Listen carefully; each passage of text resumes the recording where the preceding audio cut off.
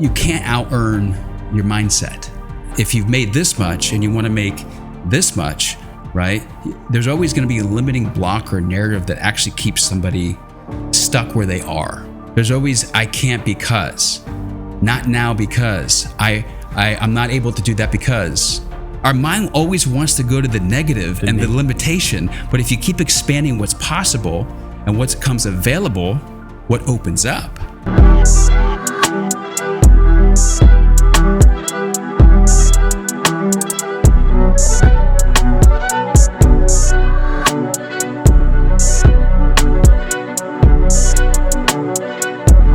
Hello everyone, welcome back to another episode of Talk2Rami. This is Rami, your host. Today we're going to talk about mindset and the framework that you can overcome resistance. My dear friend Patrick Allen Jones is here, and he's also the CEO and the founder of Limitless Impact self-training organization, and it's going to be an interesting podcast. If you like it, please share it with other people. You might help somebody to learn something.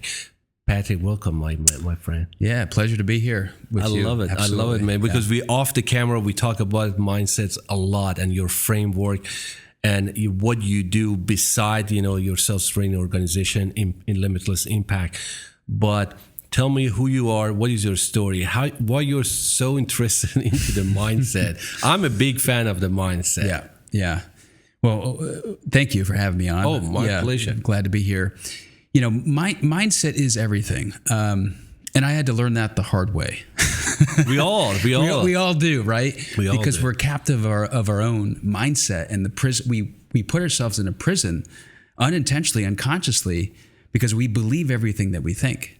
And then we're in this prison that it's like, how do we get out of this? How do we get results in our life? But we want more, but we don't get it because we're stuck. We constantly are stuck, and we want that next level. And so for, most of my life until 2015, I was stuck in a narrative, a self-doubting narrative, a scarcity narrative. And it led me to really struggle with addiction. Addiction was my big thing. I was in a secret addiction for 15 years, from 2000 to 2015. And really, it was a battle of my own self-worth, followed by a narrative and belief that was ingrained in me that I'm not enough. And it wasn't until 2015 when I was diagnosed with a medical diagnosis of keratoconus, which is basically I was legally blind. I went blind, and I couldn't see, not even with corrected contacts. And in that moment, it was a wake-up call for me. And I say that I went blind so that I could see. I got depressed again. Struggle with food addiction particularly. And in that moment, I remember looking at my kids that were just born. They were 1 year old, my twins' faces. And I couldn't stand the man that I was being as a father, which was unpresent. And couldn't stand kind of the way I was showing up and the way I was being. I knew there was a better version of me. So I made a decision to change and went on a 5-year healing journey to reinvent myself, discover myself, and master my mindset, and learn how to reframe these limiting narratives and heal these wounds that were keeping me stuck where I was. But I went on a pretty intense 5-year journey of hiring mentors and coaches, traveling to Thailand, traveling to Bali, traveling to Costa Rica to just learn how do I master me? How do I fall in love with myself? Right? And know how to actually leverage these disempowering states of being and these mindsets to actually fuel them to create positive ones that will get me what I wanted in my life. And every time that I did that and I learned these frameworks and techniques and I got certified and trained, my life got better.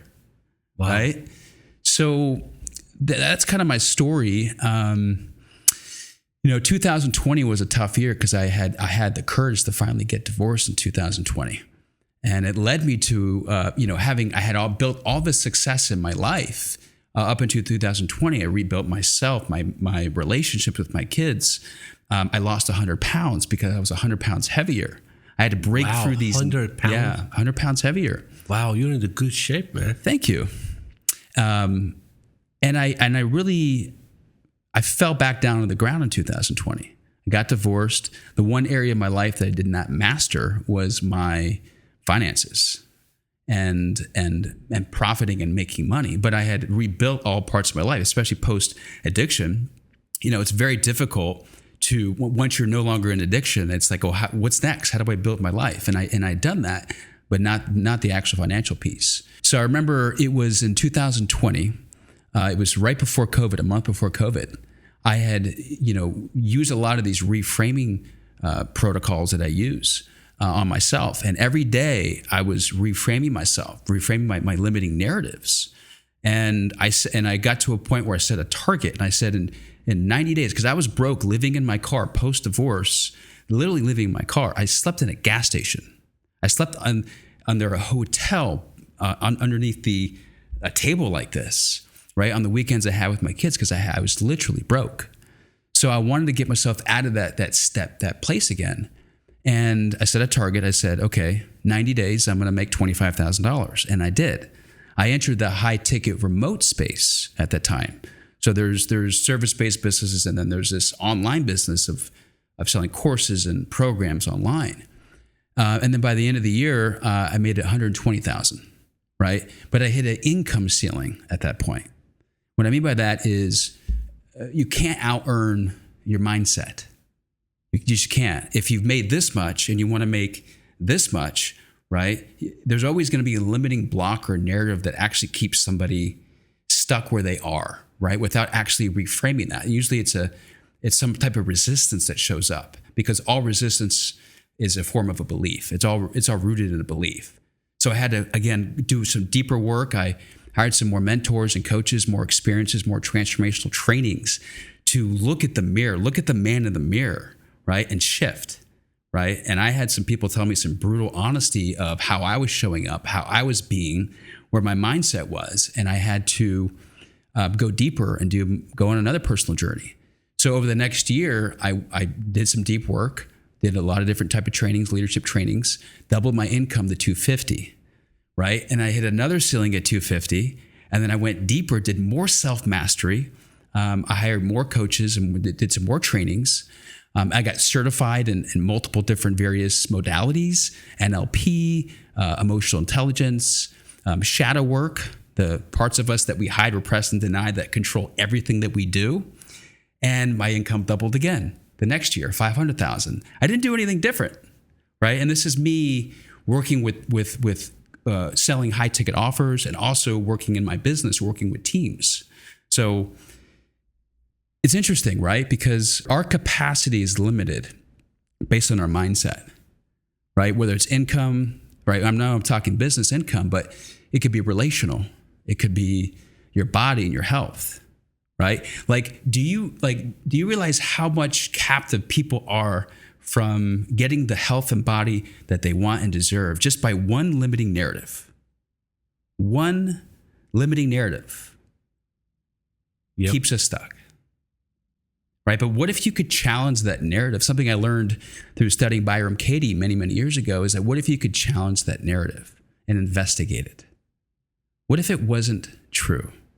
But if we don't actually investigate our own thinking, right, and the narratives, the tapes that play all day long, then it's impossible, right, to expand beyond that narrative. Basically, what you're telling me that we can 100% be in charge of our mind if we want to. But those narrative, those stories that we tell ourselves is gonna stop us. That happened to me. Like, I'm honest with you, like before I felt like I don't deserve to make money. I feel that like a scarcity mindset, like that, like a guilt. That and say, who wants to work with me? You know, really, I can't do this. Which is, I was totally capable of it, but I was stuck in that little tiny, like a tunnel, dark, and it was very hard to get out of it. Like you had to overcome your beliefs that, okay, things is gonna happen when you raise your standards. Said, I'm worth more. Yeah. You know, if you think you're cheap, you will be cheap. That's how it's gonna work.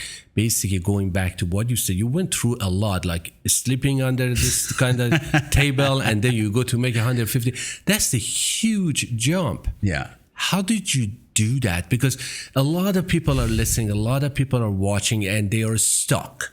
Yeah. Really, they're stuck. Yeah. They think they don't deserve it. What should I do? It's not going to be me. Why me? It's a lot of stories we tell ourselves. Yeah, totally. And that will stop us. That really will stop us. And it's very interesting for me to understand, how did you do that shift? Yeah. It's not easy. Yeah.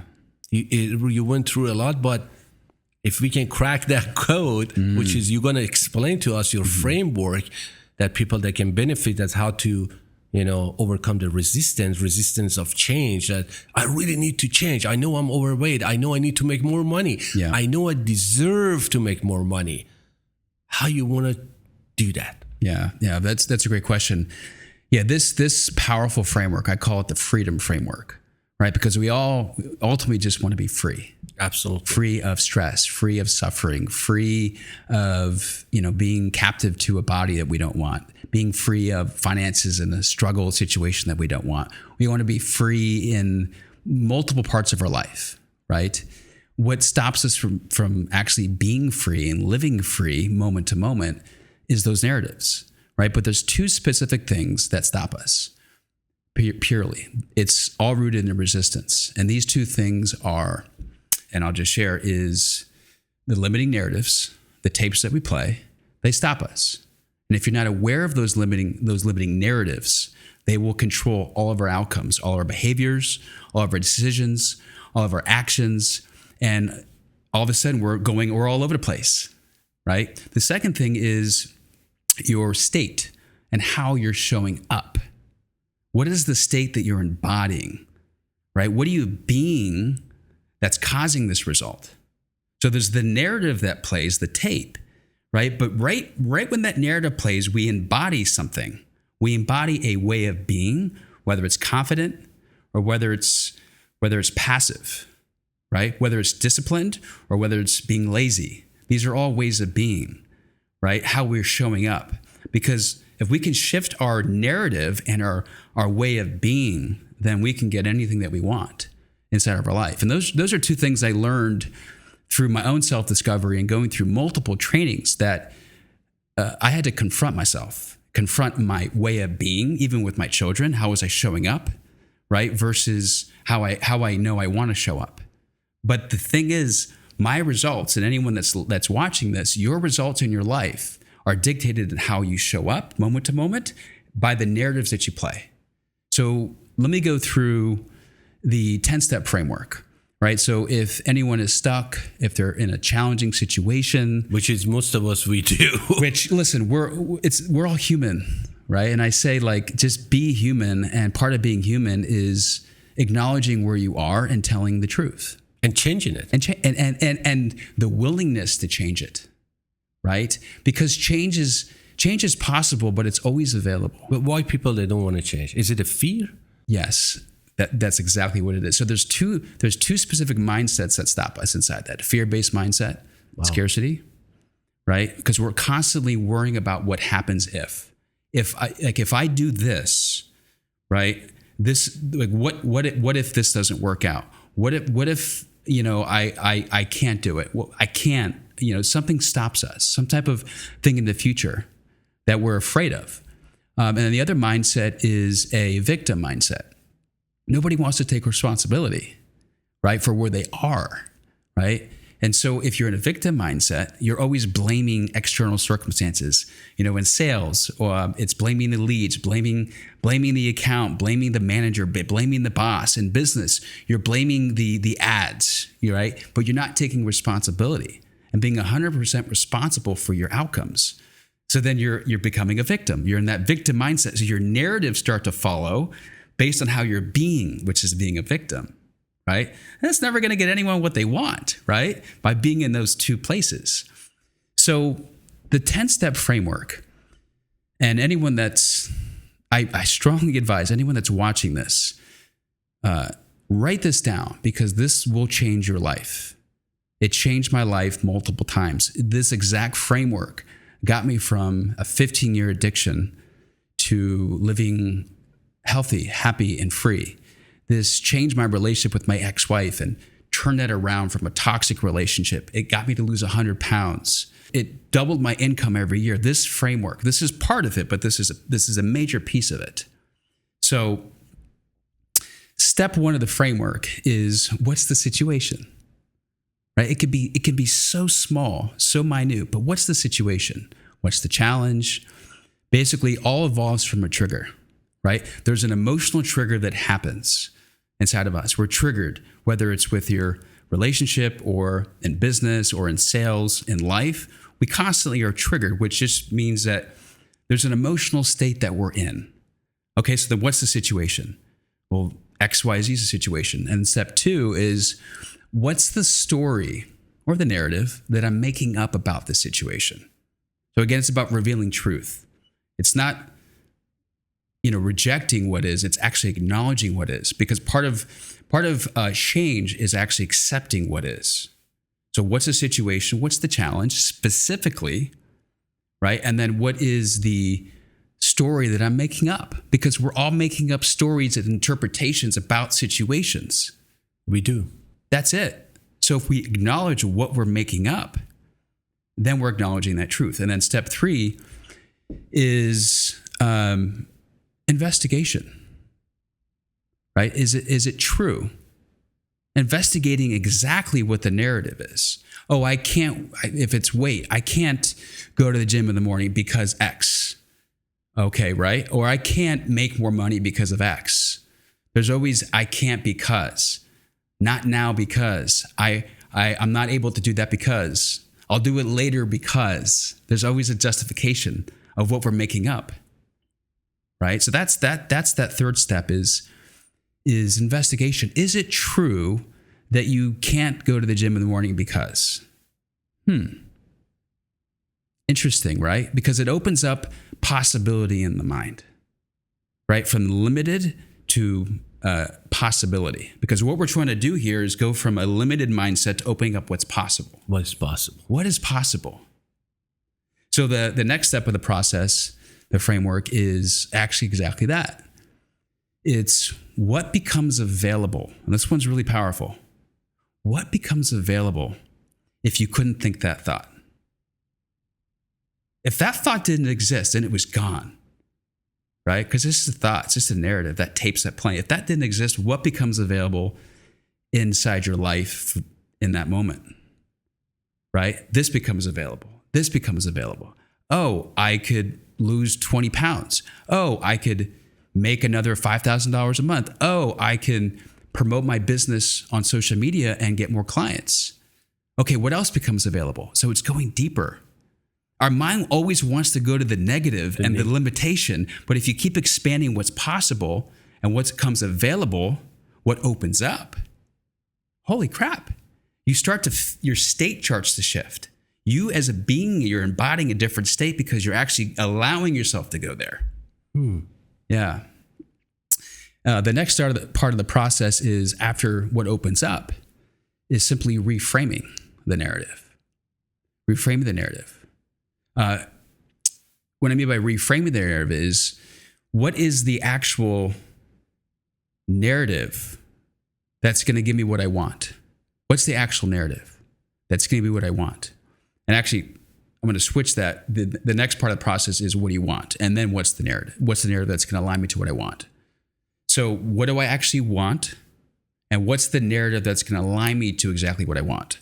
Like, for example, I want to make more money. Yeah. A narrative, you tell yourself that, how I can't, I'm afraid, it's all the stories you tell yourself, I don't deserve it.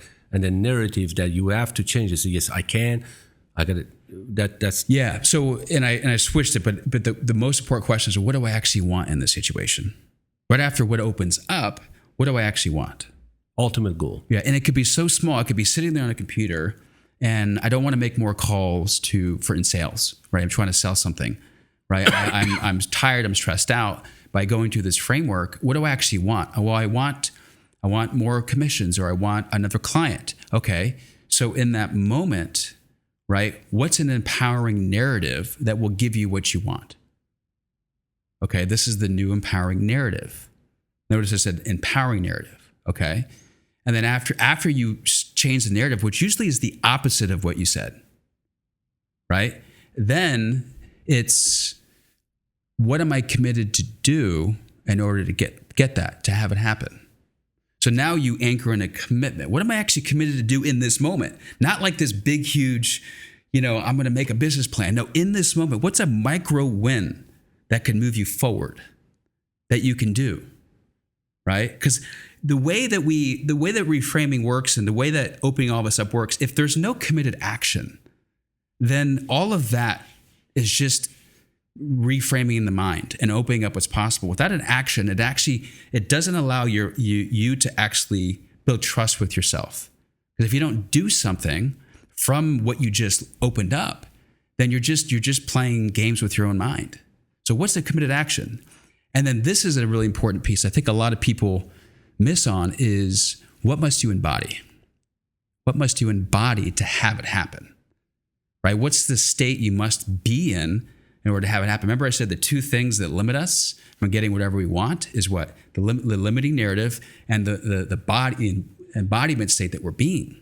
So if this is the new action, right? What actually makes that action work is not the action itself. It's who you be in the action. Yeah. So the type of person that does this action, what are they embodying? Well, urgency. Wake up right? Urgency is an embodiment. Discipline, consistent. These are all these ways of being that I must be.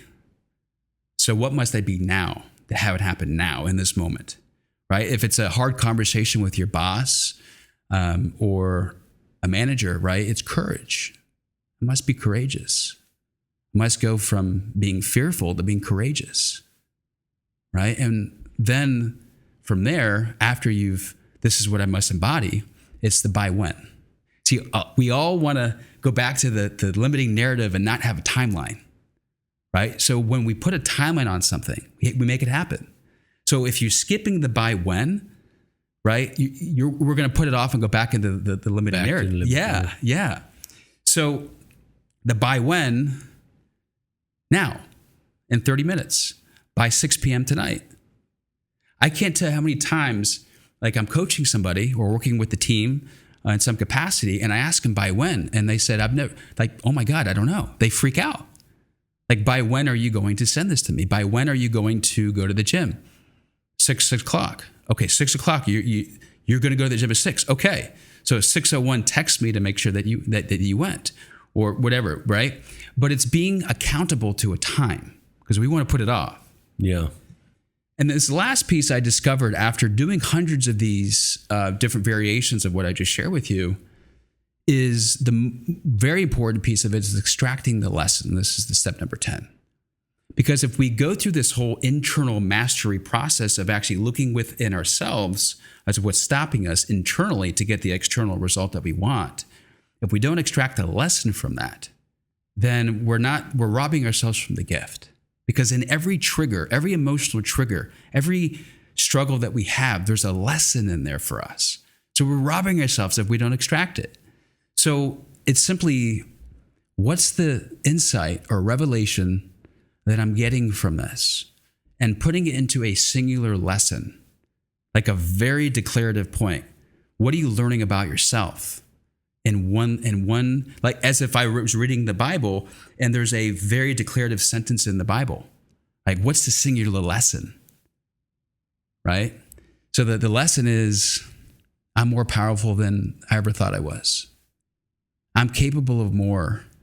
And my own mindset's been holding me back. But I know I can achieve that 20-pound weight loss if I keep. Right? So that's a very declarative thing that you're learning, right? Oh, it's shifting into courage from fear is something that I can do anytime I get stuck and don't want to have a conversation. Lesson. So if we don't anchor all that work we just did internally with the lesson, then we're not going to extract the gold. No, I think one of the biggest issue as a human being or individuals that we face is exactly what you said. We are not connecting with ourselves internally. if we don't connect with ourselves internally and we don't know who we are, what we want this, as you said, where we want to go, and you're not that honest with yourself Yeah. and give power to your narratives that it comes to your mind, it will take over. It happened to me, be honest with you. You know, I had to connect with myself internally before even connecting to the mass, to the outside world, and said, hey, universe, I need this, but I can't ask the universe when I don't know what I want. I am sure during your coaching, you have witnessed people like that they're not connected with themselves. Like, as you said, there's a first step where you have to really understand what is holding you back. Yeah. Is, you know, and why, where is that fear coming from the past, from, you know, like addiction that you said is the hardest one to overcome. Yeah. Yeah. You know, and then overcoming divorce and financial gain right now, how I'm going to make more money. But I think this framework is phenomenon, but how people, they start just saying that, how can I connect with myself? Like the first thing, how can I connect with myself? Yeah. So one thing I discovered in my own healing and holistic transformational journey, and by the way, I'm still on that journey. It never ends. it never I'm still working on myself. Yeah, we all do. What I learned is that the most effective way to, you know, internal freedom and external freedom. I'm going to say that again. The most effective way to internal freedom and then external freedom, meaning we want the life that we want, our business or our relationships, internally free, because we can have all this and not be internally free. Yes. And we're suffering. And I know you know people that have, you know, billions of dollars, millions of dollars, but yet they're suffering 100%, internally and they 100%. hide. So there's two things. There is being in your body and connecting with yourself. Right? It's connecting the mind and the body together. So it's not just mind. Yes, mind's important, and that's where I started. But a couple years ago, I discovered being in your body, connecting the mind and the body together. And what I mean by that is, in order to connect with yourself, it's actually letting go of the mind and not being in your head and being in your body. And I discovered breath work a few years ago, and it changed my life. I heard that. Changed my life. I want to give it a shot. And I had done all these healing transformational journeys of breathwork for an hour, 2 hours, and I would release all the things inside of me that were stored in there on a somatic level. And it was, I had never been more present in my life, never been more clear, never been more focused. But like, I feel like this weight internally inside of me was lifted. And so I got so into breathwork that I became a certified trainer of breathwork. To facilitate people. So I do in-person journeys, I do remote journeys, I work with teams, right? And do journeys in the offices. I work with teams because when you have these suppressed emotions that are trapped in the body and you're not connected to yourself, you're to these things and actually allow these things to discharge, to come out, because they were supposed to come out 10 years ago, but we've repressed them. We hold them on from a traumatic situation that happened, small or big. So until we release those emotions that are stored on a somatic level, then we're going to continue to be in this place of like disconnected to ourselves. That's my point. So here's something that anyone that's listening or watching this can do to connect with themselves, is to actually, on the experiential level, experience you at the deepest level out of your mind, which is, I call this a somatic check-in, where you just simply check in with yourself, not the story, not the narrative, not even what you're feeling, because feeling is still part of a narrative. It's actually on the somatic level. What are you experiencing? What sensations are you experiencing? It's so powerful. So basically, you just sit there and you check in. I'm experiencing numbness in my upper right thigh. I'm experiencing tightness in my throat. I'm experiencing heavy breathing, like rapid breathing. Because then you're actually connecting with yourself on the deepest level possible at the somatic level. And I've done this with people for 3 minutes, 5 minutes. I've done it in offices. I did it a couple weeks ago here in Austin at one of the offices. And we did it for 3 minutes. And all of a sudden, our conversation shifted. Wow. Because they were connected with themselves on a somatic level. And we were actually on the same page. So powerful. So that's something anyone can do. And when you do that, you become internally free immediately. You feel the difference. You feel clear. You feel peace. You feel calm. Because you've not repressed what is. You've accepted what is on a somatic level. Right? So powerful. Very powerful. You know, basically you kind of free your soul. Yeah. I'm telling you, you know, because I'm a big fan of, the mind controls body, body controls mind. But as you saying, the body is important too. Yeah. Like, get yourself to that level that you can, because we all keep stuff inside. Yeah. I do it too. You don't want to talk about it. You're going to just hold it inside. But with this breath work, you kind of not talking about, but you accept it, basically. Is that right? 100%. Yeah. You accept it and you release it. You accept it, release it. Yeah. So you're accepting it on a somatic level. And anytime you're in a disempowered state, you're stressed, you're overwhelmed, all these things that nobody has in the world, right? Nobody's stressed or overwhelmed. But being human, we are naturally, is simply connecting with yourself as on the somatic level, but also just actually holding your breath, doing a breath hold and feeling what you're feeling. So basically to shift your state in the moment through actual, what can you do now is just hold your breath. So you're going to connect with your breath, right? And what I suggest people do is connect with the sensation right here at the nostril. I learned this in doing Vipassana meditation. I did hundreds of hours of Vipassana, which is life-changing. And in Vipassana, they teach to Anapana breathing, where you connect with not a narrative or like kind of like a what do they say, something that you say over and over again. You just connect with what is.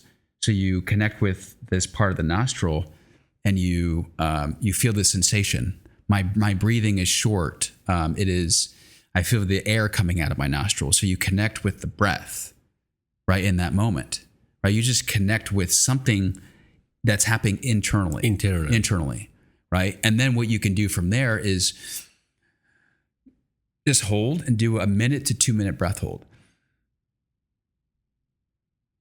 And it opens up, chemically, it opens up the awareness of the mind and expands the mind. There's so much science behind breath holds, right?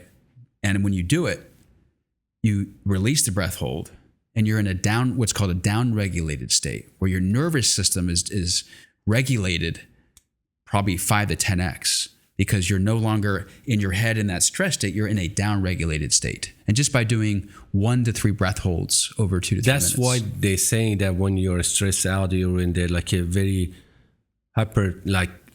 panic situation, just control your breath. 100%. Now that I understand so powerful. Yeah, I even, I'm a CrossFit guy, and I love CrossFit, but I do it in CrossFit.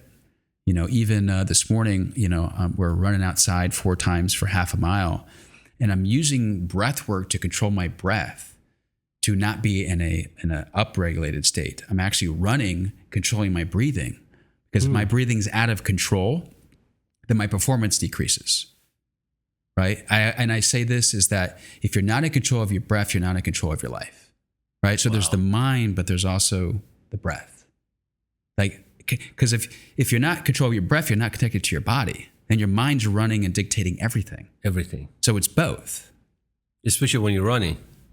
Yeah. When you're running, oh, totally. You're in a stress state. You're like, and then you have these stories of when's it going to end? I want to stop sooner. You start believing these tapes, and I have them too.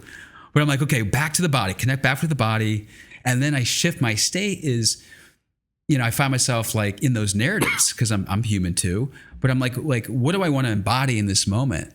Like, what do I want to embody? Like fun. So I'll literally shift in the moment and start embodying like fun energy during the workout, instead of like this, this is too hard.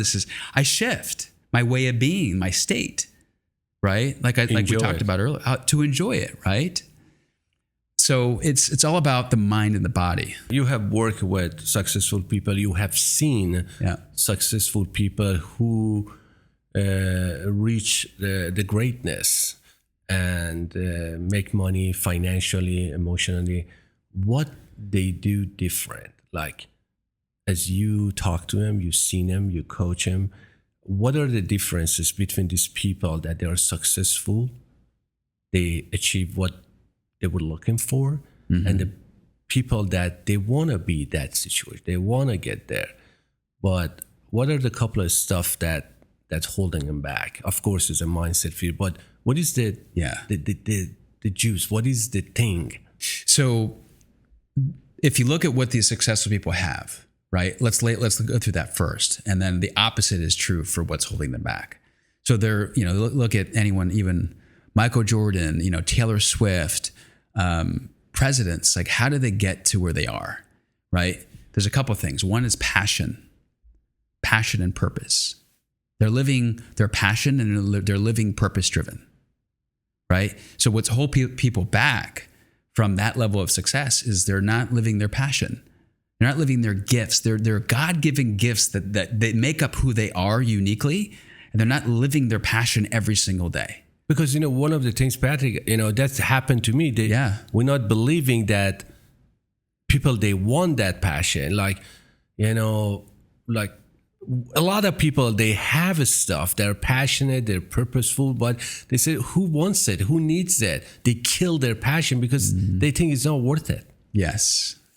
Or their narratives get in the way of, I don't deserve it, or I can't have it. My brother has it and I can't, whatever they're making up. Well, you're telling me if you overcome that and go after your passion and purpose. Go after it. Life is now. Go after it now. Okay. Yeah. Passion, purpose, right? So the opposite of those are, you're not living purposeful, purpose driven, right?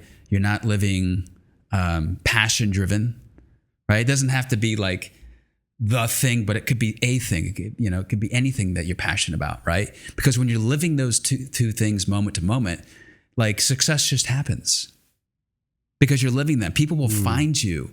Your value that you bring, like your energy and how you show up is different. So people will be attracted to you like a magnet because you're showing up in passion.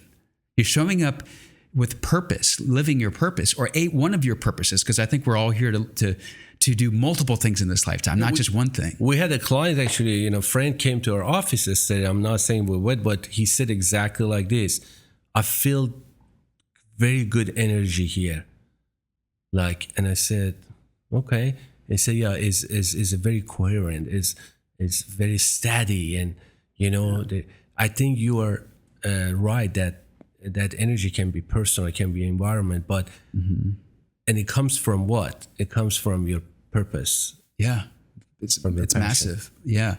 The next one, and I'll flip the opposite again, is vision. People like, you look at Taylor Swift, right? I know that her team, like many years ago, said our vision is to be the best, right? To be the top, to serve as many people as we can with our music. Any successful person, they're clear on their vision, right? But it also, think about vision. It's not just like business vision, it's relationship vision. Do you have a relationship vision that you both? So let me give you an example. My partner and I, we created our relationship vision, what we stand for in this relationship, not agreements, not rules, our vision. And then looking at that vision every week or every month and actually measuring, are we on track or off track? Everything is vision. My vision with my kids. What's the vision of that relationship, right? You see what I'm saying? Yep. So the opposite of that is living limitation driven and not vision driven. So like when I'm on a call, when I'm coaching somebody and they're stuck in their limitation, but they have this strong vision, I remind them that this is your vision. Right now you're in limitation. So it's living vision driven. Moment to moment, massive. Those three things alone, like anyone can shift if they're clear on the vision. They're living their passion now, right? A passion, doesn't have to be the passion, and they're living some type of purpose now, something that is that moves them forward. Because we get lost when we don't have purpose. Yeah, it happens all the time. We get lost, as we you do said. Get lost. Yeah. Like addiction, like relationship. we get lost because there's no purpose. Yeah. And you said you don't have a purpose, you have a vision. And what is the reason of your existence? Yeah. That's what we kind of think. And I think, our purpose always comes from our pain or some pain in our life. I struggled with addiction for so many years. In fact, in 2015, when I went to my last recovery center, this is really interesting. On the airplane ride there, and I had 15 years of secret addiction, shame, guilt, suffering, hiding. Nobody knew about it. I was bulimic. I was anorexic. I was all that stuff. Wow. On the airplane on the way there, I got in touch with I didn't even know what vision was, but I took a video out and recorded myself. And I still have it? I do. It's in a video somewhere. And I said, this is my last time I'm going to be at a recovery center. And I also said in the recovery center, I said to them, I'm going to make a movie about this one day, a documentary. I'm going to be on podcasts. I'm going to help people. I'm going to serve people. Again, I was still suffering in the moment. I was still captive by my narratives. I was in scarcity. I frankly didn't like myself, but I knew where I was going to go. I was stuck on this vision, right? And I told them, and I declared it and told somebody, right? So if anyone has a vision, declare it. Declare it. Tell some. If you don't communicate your vision, then it's stuck in your own head, right? So declare your vision and declare it. This is my vision, and this is what I'm going to do about it, and this is by when. And anytime I have a limiting narrative that shows up in my mind, I'm going to reframe it. And what do I need to embody in order to continue moving forward to that vision? I must embody leadership. I must embody confidence. I must embody drive, excellence, commitment. I must be a man that's committed. Okay, what must I do now in order for that to happen? And by when? So it's that whole framework. Wow. Into vision, into purpose, right? Because we get in our own narratives around these things, but we can flop those around. By saying it. Yeah, by saying it, by declaring it. Well, your company, Limitless Impact, how did you come up with that name? Because as I listen to you, and as I listen to you, it totally matches your vision and what you stand for and what you're trying to do, even with your clients. Yes. Limitless Impact. That's a pretty good name because your guys are a sales coaching organization. So you can explain a little bit, but the name is very fascinating to me. I discovered that many years ago that through my pain and struggle I was always in limitation. And when I got really in touch with my vision about 2 years ago, I got clear that I'm on this journey of becoming limitless, because limitless is a journey. It's not a destination, meaning becoming more, being better. And so when I came up with this name about 1.5 years ago, it's like, what's my mission in life is impact, right? Whether it's business or relationships, personal, like as a coach, as a trainer, like I'm here to impact and serve people. So the abundance of the universe, like there's limitless possibilities. There's limitless expansion in business, money, growth, personal relationships, anything. So that name of Limitless Impact is what I stand for. Like, how much impact can I create in the world? Right? One conversation at a time. Yes. Right? And then what you guys exactly do at Limitless for organizations? Good question. So we do a couple things. So we work with teams, whether it's in the sales organizations or not even sales organizations necessarily, but we go to organizations, we work with their teams, we leverage the power of emotional intelligence, which we train them an internal skill emotionally to master internally to get more external results using emotional intelligence. We also use mindset as well. We teach them mindset skills, emotional intelligence skills.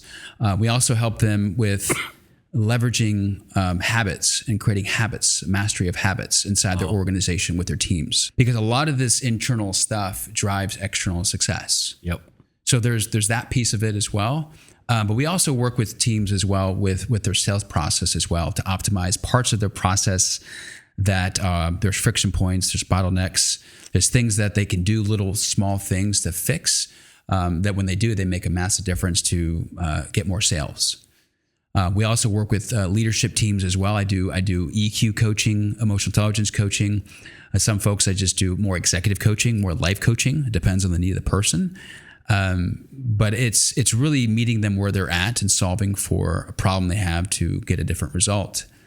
And one of my other passions is I work with sales reps, particularly sales professionals, anyone that sells any service, or whether you're an entrepreneur and you sell something, right? We all have this external mastery of more sales scripts, more sales training, more sales development, more external mastery, but we don't have the internal mastery that actually drives this result. So I have a program called the Modern Sales Savage, which is you actually redefining internally and yourself to become, yes, a savage in sales, but also someone that masters themselves first and masters sales. So I work with sales reps and entrepreneurs and business owners that know that they've reached a limit somewhere in their income, right, or their commissions or their business growth, and so they become an actual savage internally to use those skills to actually reach different levels of income, just like I did, like I told you in my story. Yeah, that's what I was exactly It's breaking thinking, through those barriers, the invisible barriers, the beliefs, and putting this process in place every day. So you break through every day. It's a breakthrough, break down, breakthrough, break down, breakthrough. So that's a passion of mine right now as well. Like everybody's saying, I'm not a salesman, or he's a salesman. And this is we use that a lot. Like, oh, are you a salesman? Yeah. What is the definition of really that? Is it just a selling, or is it just connecting with people, or is it helping? Because your philosophy of sell is different. Yeah. After talking to you, I know you I don't consider you as a salesperson. It's just you are more educating and more telling them what it's going to be, or where you're going to go. You're not selling. How can these sales people shift their mind? That are they really selling, or are they really helping? Yeah.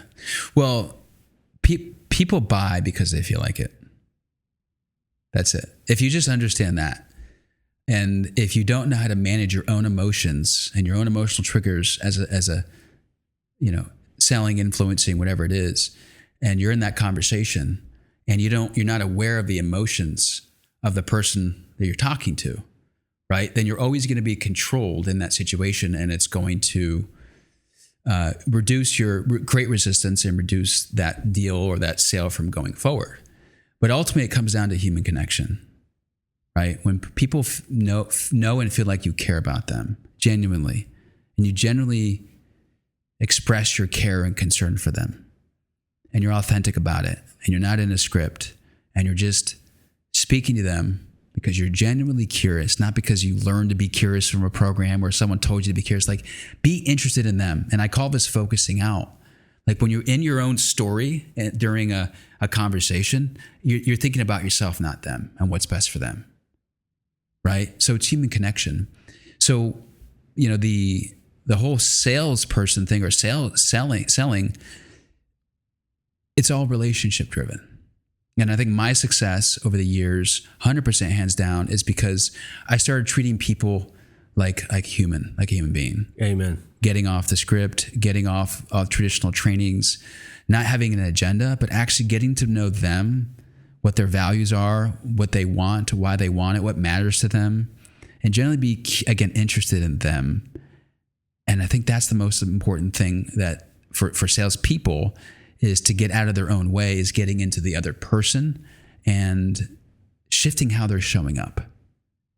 Like, because if you're actually genuinely curious about somebody, your state changes. It shows. Yep, it really shows. And if you're selling something that you're passionate about or really believe in, you're certain, you're confident, and people buy. Really, what people are buying is confidence. That's something that's problem that you solve, the solution. That thing is going to give them more confidence than they have now in their current problem they have that they're not confident in, right? So all you're doing is selling your confidence in that, which is passion. So are you showing up in passion? Are you showing up as enthusiastic? I can't tell how many times that I would audit or be working with a team or an individual, and I'll give them feedback, like pretty brutal feedback, not on auditing their sales call, but auditing how they're showing up. And I will tell them my honest experience of how I'm experiencing them in that moment, right? From actually looking at them in a role play situation. And I'll tell them rigid, like you're very rigid, right? I might because no one wants to hear the truth. Yes. You are rigid. My experience of you is being rigid, right? You're being arrogant, right? Because you're being your status, right? You're being you might say some other words in there, right? But how they're showing up is everything. That's amazing, man. But I'd like to talk to you all day, man. It's just, this is so fascinating. Because as I talk to you, everything goes back to our emotions, to you know, emotional intelligence, the mindset is all connected. It's all connected, and it creates who you are. Mm-hmm. And if you can work on that based on your framework and get to know yourself and practice that, I think you can achieve unachievable. Yeah. You can, make impossibles possibles. But where Patrick is going, what you see in the future? Oh man, good personally question. Or professionally? Yeah. Personally, man, I see more quality time with my children. I got 4 kids. I'm a father of 4. As young as I am, or as old as I am, you don't look like you got 4 kids. I see personally just more quality time. That's really important to me. Family is really important to me. If we talk business or it's just how can I serve more people? How can I serve more people that are stuck or struggling at the highest level possible? So I plan on working with more teams. I plan on working with more entrepreneurs and sales professionals that are stuck at a ceiling, a wall somewhere with this program that I have. I've just asked myself the question: how can I serve humanity more at the highest level possible, to never have to suffer or struggle, because, like I said, anything is possible, right? But we're always captive of our own mindset, of our own emotions, and if we can just master ourselves first, we can achieve anything that we want. And so that lights me up every morning. Wake up at 4 or 5, 6 in the morning. Yeah, and I can tell you, a lot of entrepreneurs, organization, if you are listening or watch this, pay attention, because we all in some level stuck. Yeah. And if you want to get unstuck, then you need a professional help. You need a coach like Patrick or any other people that they can get you out of there. But if we're not doing it, it's not going to happen. The 3 words that people with addiction, they have a problem with is I need help. Mm-hmm. That's if you can say that, step one, totally. And the same thing in business, I'm the one, I needed help many times. Mm-hmm. And then when I say that I need help, I call my friend, my colleagues, the coach, whoever I respect, and I call, and things happens. Mm-hmm. With entrepreneurship, with the business, with the sales, individual growth, mindset, take yourself to the next level, relationship. We all need help. If you need help, just reach out. Yes. Reach out. It's those three words are so massive. I need help. Yep. And if people they're gonna reach out to you, how they can get a hold of you? We're gonna put the Well, there's 3 ways. You can go to Facebook, Instagram, LinkedIn, Patrick Allen Jones. There are 2 L's in there, ALLAN. And I'll pop up there. Feel free to shoot me a message. You can also email me as well, and I guess we'll pop all that. Yes, we'll pop all in there. But yeah, I'd love to have a conversation with anybody, and how I can help, how I can serve. That's amazing, man. Thank you so much for doing all this great work, helping as many people as possible. You went through it, you experienced it, and this is so rewarding, man. Even one person, life change. That's amazing. Yes, absolutely. Yeah, we all need that. 100% we do. Well, thanks for stopping by, my friend. I look forward for the next one. Yes. And the best of the luck with you, my friend. Thank you. I appreciate it. It's an honor. Yeah, thank you for having me on. I appreciate it, man. Thank you.